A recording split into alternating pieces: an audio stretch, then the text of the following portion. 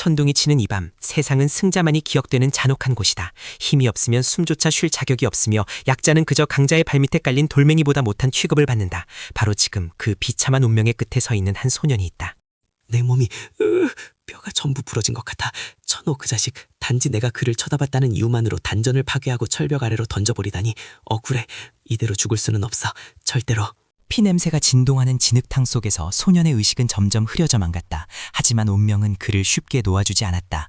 그의 피가 흘러내려 닿은 곳, 그곳에는 수천 년 동안 잠들어 있던 금단의 물건이 묻혀 있었다. 뭐지? 땅이 왜 이렇게 뜨거지는 거야? 마치 용암 위에 누워있는 것 같아. 내 피가 저 고철 덩어리에 흡수되고 있어. 제기랄, 이제는 환각까지 보이는 건가? 아니야, 이건 진짜야. 드디어 3000년 만에 신선한 피냄새를 맡는구나. 비록 찌꺼기 같은 하급의 피지만 나를 깨우기에는 충분하다. 꼬마야, 내 놈의 영혼을 담보로 나와 계약하겠느냐? 누구냐? 귀신인가? 계약이라고? 내 영혼을 가져가도 좋아. 나를 이렇게 만든 놈들에게 복수할 힘만 준다면 악마에게 영혼을 팔아서라도 키워서 지옥에서 돌아오겠다. 소년의 증오심은 고대마심의 마음에 쏙 들었다. 그 순간 녹슬었던 고철 덩어리가 소년의 심장을 향해 맹렬하게 파고들었다. 그것은 단순한 보물이 아니라 고대 신들의 피를 마시며 자라난 탄천다금의 조각이었다. 뜨거워. 몸이 타들어가. 혈관 속에 불을 집어넣는 것 같아. 제발 멈춰. 아니야, 멈추지 마. 이 고통을 견뎌내야 해. 그래야 그 자식들의 목을 칠 수 있어. 고통은 무려 사흘 밤낮이로 계속되었다. 소년의 불순물 섞인 뼈는 가루가 되었다가 다시 강철처럼 단단하게 굳어졌고 막혀있던 단전은 바다처럼 넓게 확장되기 시작했다. 이것은 환골탈태였다. 살아남았어. 몸이 깃털처럼 가벼워. 주먹을 쥐어보니 바위도 으껴버릴 수 있을 것 같은 힘이 느껴져. 이게 진정한 수련자의 힘인가? 천호, 딱 기다려라. 소년은 더 이상 어제의 나약한 쓰레기가 아니었다. 그는 절벽을 맨손으로 기어올라 다시 세상 밖으로 나왔다. 하지만 그는 자신의 힘을 숨기기로 했다. 사냥감이 방심할 때 목덜미를 물어뜯기 위해서. 저기 보이는 청운문, 나를 벌레 취급했던 곳. 지금 당장 쳐들어가고 싶지만 아직은 때가 아니야. 이 고대 마기를 완벽하게 제어할 때까지는 바보 행세를 해야 해. 어라, 저기 기어오는 것짓꼬레 녀석. 며칠 전에 내가 절벽으로 던져버린 놈 아냐? 끈질긴 생명력이군. 바퀴벌레처럼 살아서 돌아오다니. 여봐라, 저 놈을 다시 손봐줘라. 그래, 지져라. 내 놈들이 비웃는 동안 나는 내 놈들의 기를 분석하고 있다. 지금 당장 너희들의 팔다리를 부러뜨릴 수 있지만 더 재미있는 쇼를 위해 참아주지. 자빌꾼 숙소로 돌아온 그는 밤이 되자마자 보물의 목소리를 다시 들었다. 보물은 그에게 첫 번째 과제를 던져주었다. 그것은 바로 종파의 금지된 구역, 영혼의 숲에 있는 맹수의 심장을 가져오는 것이었다. 영혼의 숲이라고? 거기 들어갔다가 살아 돌아온 제자가 없다는 죽음의 땅이야. 하지만 위험할수록 얻는 것도 큰 법이지. 오늘 밤 나는 사냥꾼이 된다. 숲의 공기는 차갑고 무거웠다. 곳곳에서 들려오는 짐승들의 울음소리는 보통 사람이라면 오금을 저릴 공포였지만 이미 한번 죽음을 경험한 그에게는 자장가처럼 들렸다. 나왔구나 철갑 늑대. 보통 검으로는 흠집도 낼 수 없다는 녀석이지. 하지만 내 주먹에 감긴 이 붉은 기운 앞에서도 그 가죽이 버틸 수 있을까? 실험 대상이 되어라. 파세권, 고작 이 정도냐? 내 놈의 이빨보다 내 주먹이 훨씬 더 빠르고 단단하다. 비켜라. 내 심장은 내 수련의 재물이 될 테니까. 단 한 방이었다.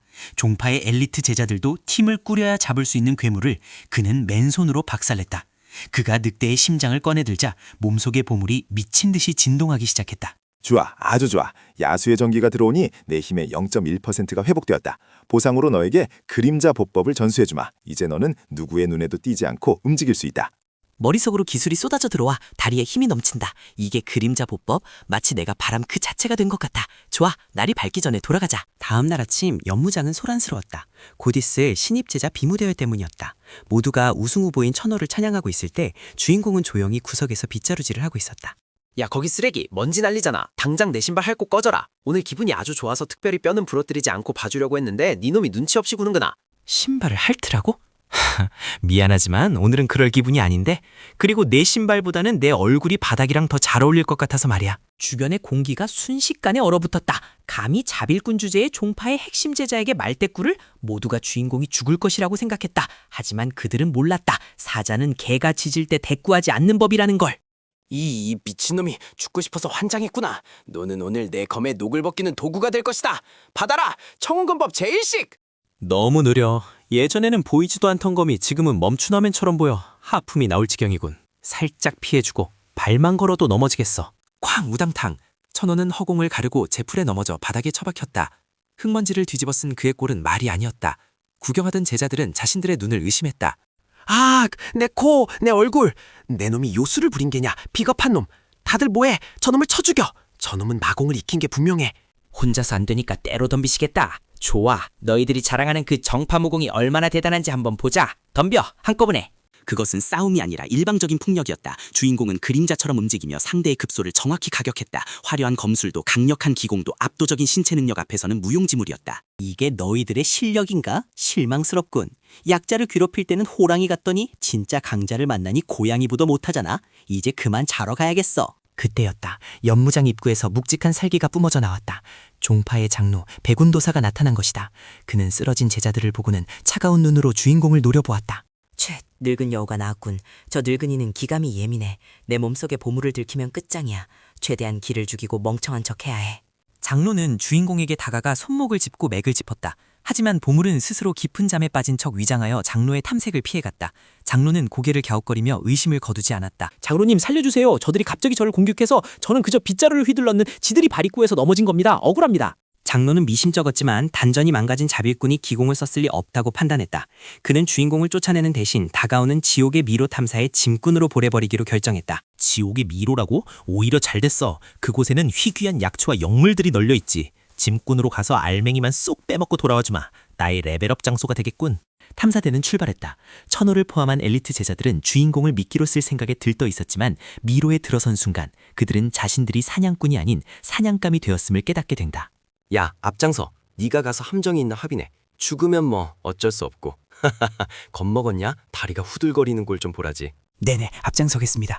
멍청한 놈들. 바로 앞에 독거미 둥지가 있는데 그것도 모르고 떠들다니. 잘 가라 이것들아. 키엑! 천장에서 거대한 독거미들이 비처럼 쏟아져 내렸다. 아비규환의 현장 속에서 주인공은 그림자 보법을 이용해 유유히 어둠 속으로 사라졌다. 자, 이제 방해꾼들도 없으니 본격적으로 쇼핑을 시작해볼까? 보물아, 가장 강한 기운이 느껴지는 곳이 어디야? 안내해. 오른쪽이다. 저 벽 너머에 만년삼이 있다. 그걸 먹으면 너의 단전은 2배로 커질 것이다. 하지만 지키는 놈이 있어. 고대 골렘이다. 골렘? 돌덩이 따위가 내 앞길을 막을 쏘냐? 내 주먹은 이미 강철도 뚫는다. 부서져라. 바천겨! 엄청난 괴음과 함께 골렘은 산산조각 났다. 주인공은 만년삼을 집어삼켰고 폭발적인 에너지가 그의 몸을 휘감았다. 그는 단숨에 경지를 뛰어넘어 축기기에 도달했다. 힘이 끓어오른다. 이제 웬만한 장로급과도 붙어볼 만해. 좋아, 이제 슬슬 밖으로 나가서 살아남은 놈들 표정이나 구경해볼까? 미로 밖은 난리가 나 있었다. 살아서 기어나온 제자는 몇 명 없었고 그나마도 부상투성이었다. 천호는 팔 하나를 다친 채 씩씩거리고 있었다. 그때 주인공이 멀쩡한 모습으로 걸어나왔다. 네가 어떻게 살아있어? 우리도 죽을 뻔했는데 네 놈이 우리를 함정에 빠뜨린 거지? 장로님, 저놈이 범인입니다. 저놈이 마교의 첩자입니다. 무슨 섭섭한 말씀을. 저는 거미가 무서워서 구석에 숨어서 벌벌 떨고 있었을 뿐입니다. 오히려 절 버리고 도망가신 건 선배님들 아닙니까? 증거 있습니까? 심증은 있지만 물증이 없었다. 게다가 주인공의 몸에서는 아무런 연기도 느껴지지 않았다. 보물이 완벽하게 숨겼기 때문이다. 사건은 흐지부지 종결되었지만 주인공은 이제 요주의 인물이 되었다. 시간이 흘러 대망의 종파 대항전이 열렸다. 이번 대회는 다른 종파의 고수들도 참가하는 큰 행사였다. 주인공은 이번 기회에 자신의 이름을 세상에 알리기로 결심했다. 더 이상 숨을 필요 없어. 이제 내 힘을 세상에 증명하고 나를 무시했던 모든 이들을 내 발 아래 무릎 꿇리겠다. 오늘의 주인공은 바로 나자. 예선전은 싱거웠다. 주인공은 손가락 하나, 눈빛 한 번으로 상대들을 제압했다. 관중석에서는 야유가 환호로 바뀌기 시작했다. 저 녀석 누구야? 다크호스다. 운이 좋은 녀석. 하지만 결승에서 나를 만나면 그 운도 끝이다. 내 비장의 무기 혈마검을 꺼낼 때가 되었군. 너를 죽여서 내 명성을 되찾겠다. 드디어 결승전 주인공 대 천호. 천호는 금지된 약물을 먹고 폭주 상태였다. 그의 검기에서는 피비린내가 진동했다.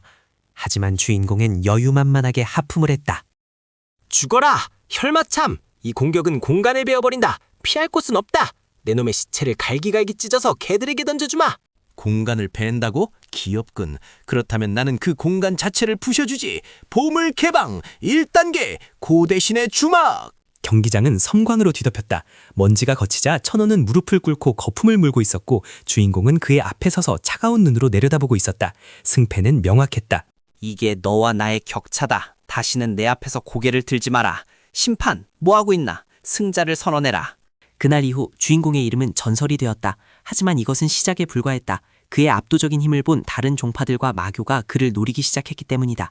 조심해라. 너의 힘이 강해질수록 더 강한 적들이 꼬이는 법이다.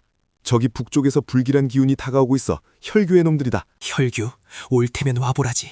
내 보물은 아직 배고프니까 세상 모든 적을 삼켜서라도 나는 신의 경지에 오를 것이다. 내 전설은 이제부터 시작이다.